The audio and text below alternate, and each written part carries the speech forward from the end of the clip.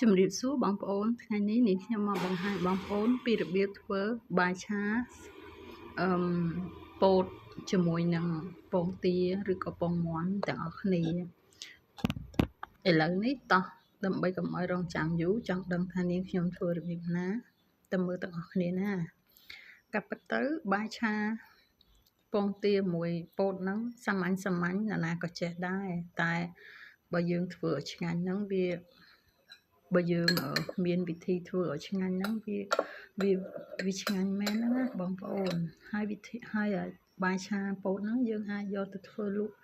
បានណាបងប្អូនរសជាតិគឺឆ្ងាញ់មិនចាញ់បាយឆាសាច់គោបាយឆាឡុកឡាក់អីប៉ុន្មាននោះទេ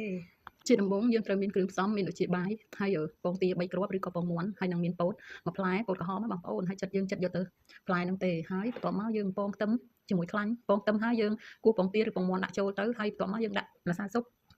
អំបិលប៊ីចេងបន្តិចទៅពងទាមើលទៅឆ្អិនហើយយើងដាក់បាយចូលហើយឆាត្រឡប់ឲ្យបានច្រើនដងទៅឲ្យវាចូលជាតិល្អហើយយើងដាក់ម្សៅ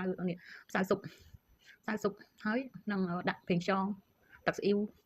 ហើយយើងឆាឲ្យចូលជាតិទៅណាបងប្អូនឆាមួយស្ទុះដែរឆាចូលជាតិហើ